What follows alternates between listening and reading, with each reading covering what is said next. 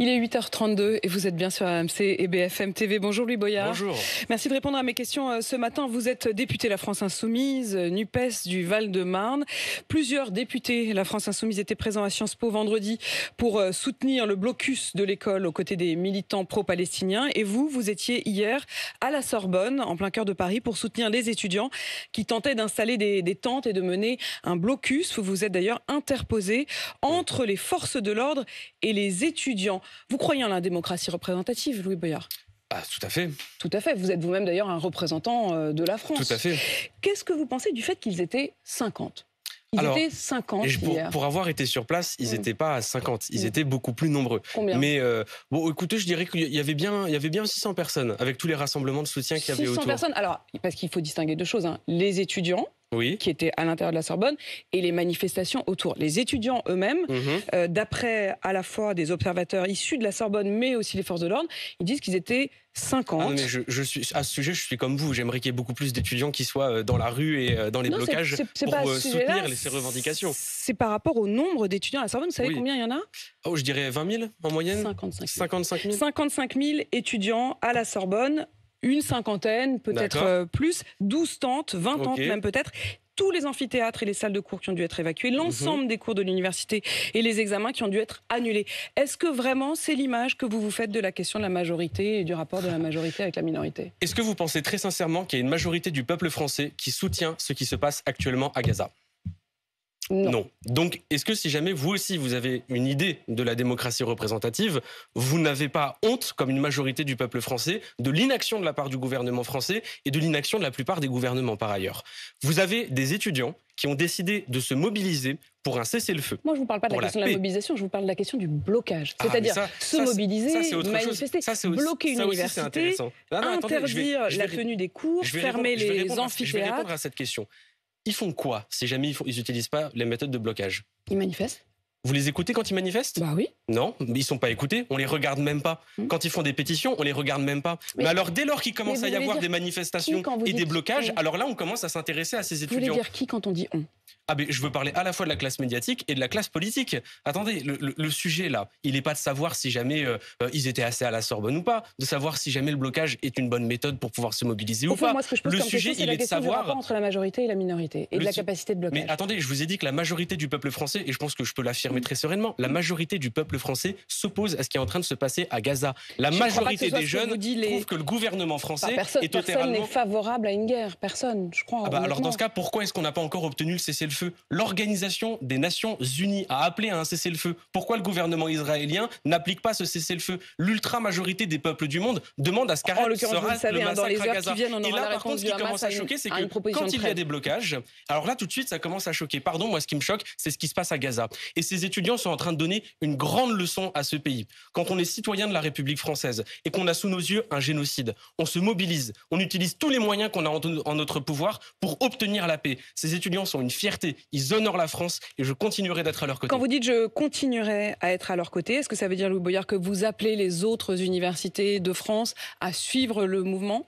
À entraîner des blocus.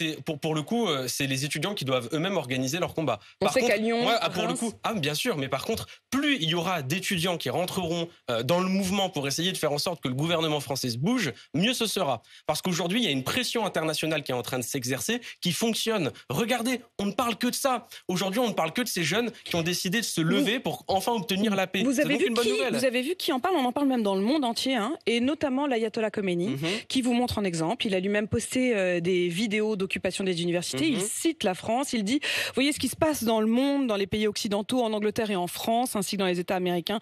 Les gens sortent en grand nombre pour scander des slogans contre Israël et l'Amérique. La réputation des États-Unis et d'Israël a été ruinée. Ils n'ont vraiment aucune solution. » L'ayatollah Khomeini qui vous prend en modèle, comment vous le vivez ? Alors, Viktor Orban, par exemple. Non, mais attendez, je vais vous répondre. Viktor Orban, le Premier ministre hongrois, lui, il soutient le gouvernement israélien. Est-ce que vous allez attraper la veste de Gabriel Attal pour lui dire « Alors, monsieur Attal, vous êtes sur la même ligne que monsieur Orban ?» Vous mettez l'ayatollah Khomeini sur le même plan ? Je n'ai ni de la sympathie pour l'ayatollah, ni de la sympathie pour monsieur Orban. Pour vous, l'ayatollah Khomeini c'est pas la question. Orban ? Non, mais attendez.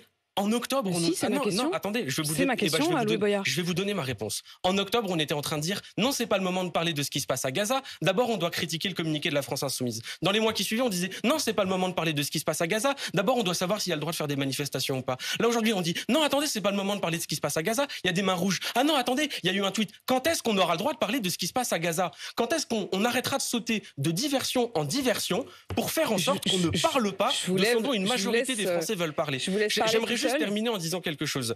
L'ultra-majorité des Français a honte de l'inaction gouvernementale et je pense même a honte de la qualité du débat médiatique aujourd'hui sur ce qui se passe à Gaza. Je n'ai pas de chiffres là-dessus et je trouve que le rapport sur la question de la majorité et de la minorité est assez seulement 30% des Français qui font confiance aux médias, ça me paraît quand même être un chiffre qui en dit long.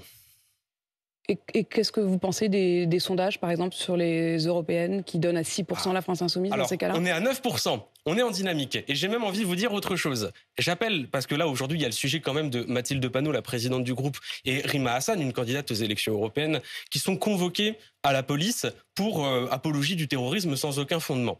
Je pense que si jamais il y a 10 ans, on avait dit aux Français que la présidente d'un des principaux groupes d'opposition allait être convoquée par la police pour apologie du terrorisme, que des conférences de candidats allaient être annulées, que Sciences Po allait voir une subvention perdue parce qu'une manifestation n'a pas plu à une présidente de région, je pense que les Français ne reconnaissent pas leur subventions pays. De la région. Quand on a une haute estime... Je vous repose ma question, Louis Boyard, parce que vous n'y avez pas répondu. Le fait que l'ayatollah Khomeini, c'est-à-dire le juge suprême religieux de l'Iran, vous prenne en modèle, comment vous le vivez?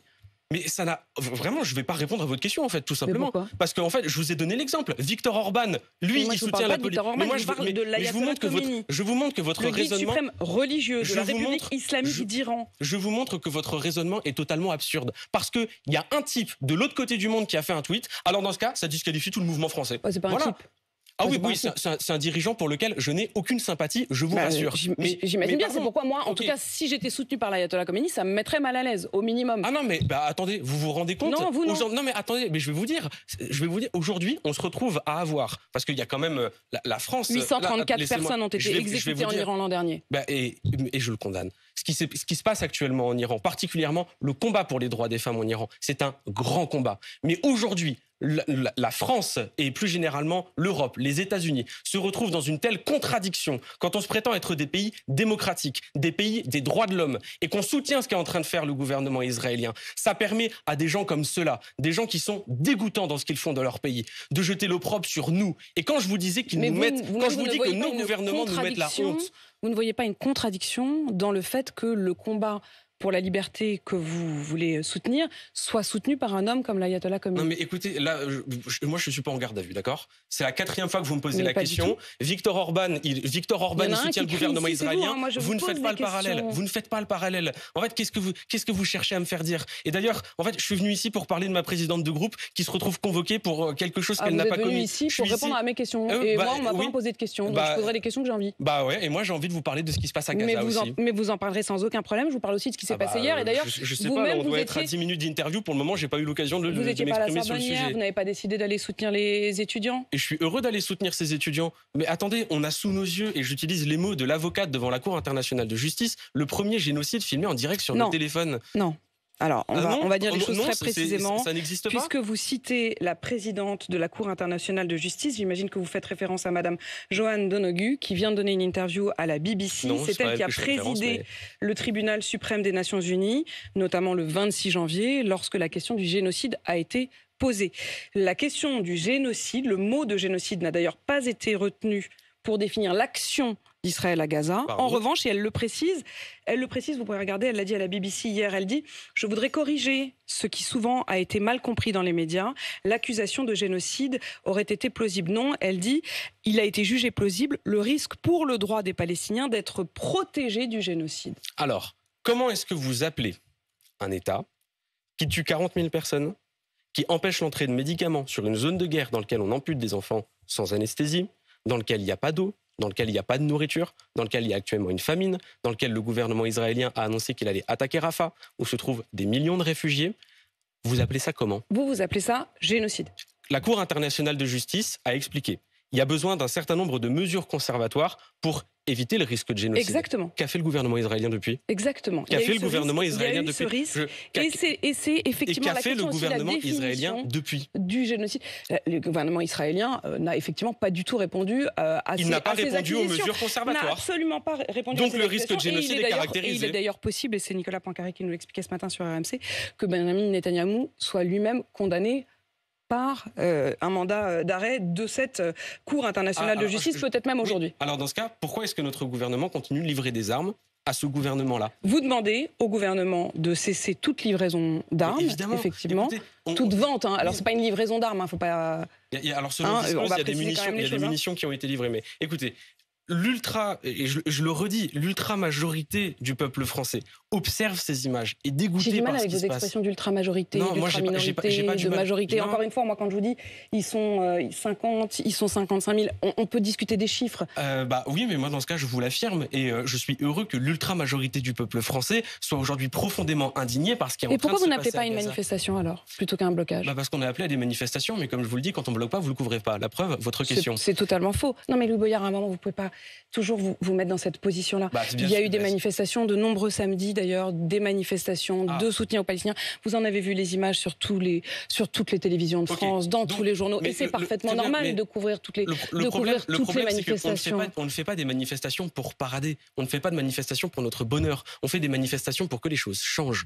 Aujourd'hui, les manifestations ne permettent pas de faire entendre au gouvernement français qu'il y a besoin de clamer avec plus de force le cessez-le-feu et qu'il y a besoin aujourd'hui de prendre des sanctions contre Israël. Donc, les étudiants passent au blocage. C'est un honneur, c'est une fierté, parce que c'est le seul mode d'action qu'ils ont pour faire respecter la fierté de la citoyenneté française, à savoir ne pas laisser faire un massacre et un génocide. Valérie Pécresse annonce en effet la suspension de tous les financements de la région Île-de-France à Sciences Po. Ça représentait 1 million d'euros et peut-être même 100 000 euros qui devaient être donnés dans quelques semaines. Comment vous réagissez à cela ? Encore une fois, qu'on soit d'accord ou pas avec la manifestation de ces étudiants, ce n'est pas possible qu'une responsable politique décide de suspendre les subventions d'une école, et pas n'importe quelle école, Sciences Po Paris, parce qu'elle n'est pas d'accord avec une manifestation. Et c'est pas parce qu'elle n'est pas d'accord. Elle dit que la question, c'est d'appeler à la sérénité et à la sécurité des étudiants. Non mais vous savez, ça a toujours fonctionné comme ça dans les universités. Pour vous, c'est un mensonge. Ah oui, mais bien sûr que c'est un mensonge, et ça ne justifie pas de retirer les subventions à un établissement, parce qu'en réalité, regardez, si jamais il y avait eu la même manifestation, mais en soutien au gouvernement israélien, est-ce que Valérie Pécresse, elle aurait supprimé la subvention? Non!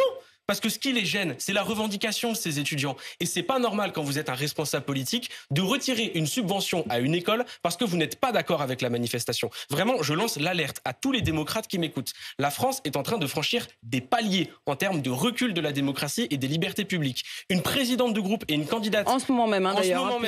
Qui sont auditionnées par la police. Panot, des conférences Hassan, annulées, des écoles qui se voient perdre leurs subventions. Mais c'est pas la France, ça. S'il y a 10 ans, on avait dit aux Français que la France ressemblerait à ce qu'elle est aujourd'hui, avec la répression qu'on a vue sur le mouvement des Gilets jaunes, avec le 49.3 sur la réforme des retraites, quand on a une haute estime de la démocratie, on ne laisse pas faire. Et je veux vraiment que le message passe. Le pire qui puisse arriver, c'est que les gens restent silencieux. Il faut continuer de s'indigner. Si jamais on rend ça normal, alors on a déjà perdu. Est-ce que votre place à vous, Louis Boyard, était de vous mettre entre la police et les étudiants?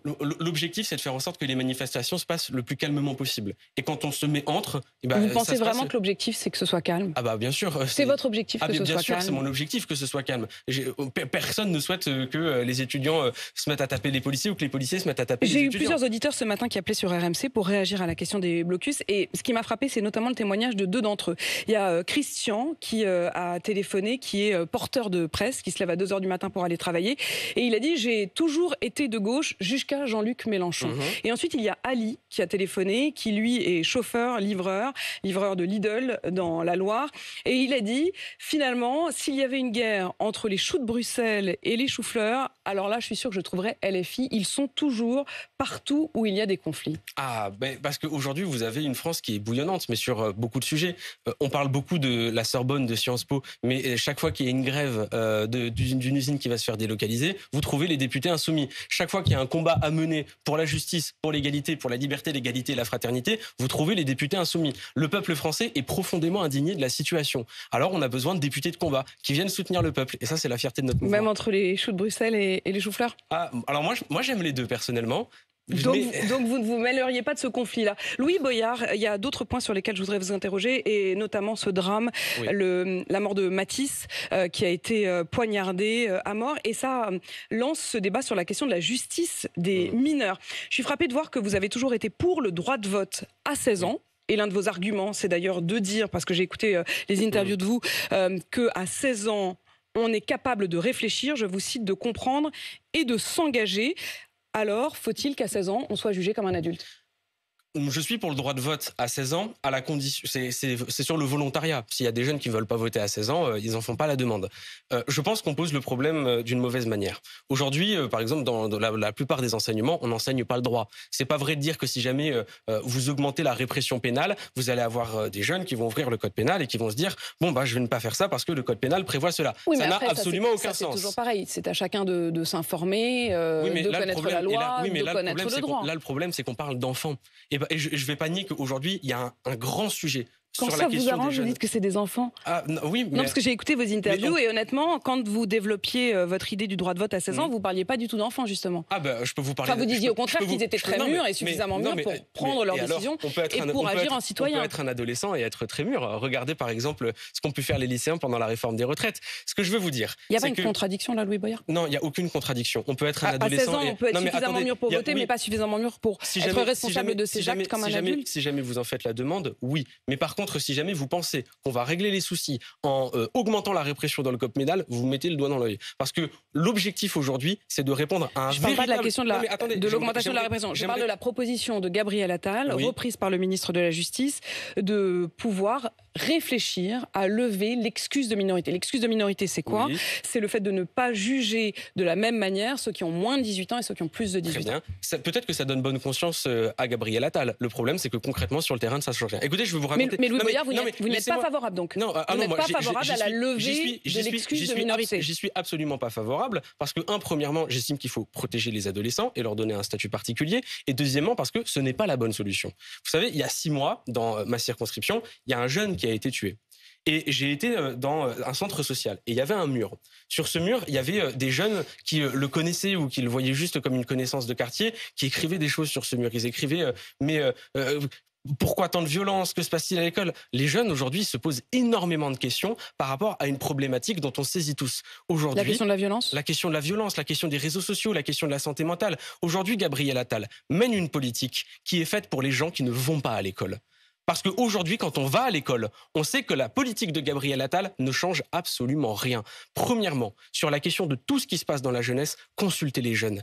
Allez voir les jeunes, demandez-leur. Ils n'ont pas une seule fois, ils ont eu la voix au chapitre. Et ensuite, deuxièmement, je ne sais pas dans quel pays vit Gabriel Attal, dans la République de Stanislas ou dans le Stanislasistan, dans des Vous faites écoles... référence à l'école privée Stanislas, dans des écoles où il y a tous les moyens, où dès qu'il y a une consigne qui est donnée, les professeurs ont le moyen de le faire, où peut-être tous les élèves sont millionnaires ou majoritairement millionnaire comme dans son gouvernement. Être un peu d'un caricature. Non, si, je vais être provocateur parce qu'aujourd'hui, vous avez une école à 2 vitesses. J'ai vu un article du Parisien qui explique la liste des endroits où il faut habiter pour savoir où est-ce que vous allez avoir l'école qui permettra à votre enfant de réussir. Mais ça, c'est totalement inacceptable. Toutes les écoles doivent permettre aux enfants de réussir.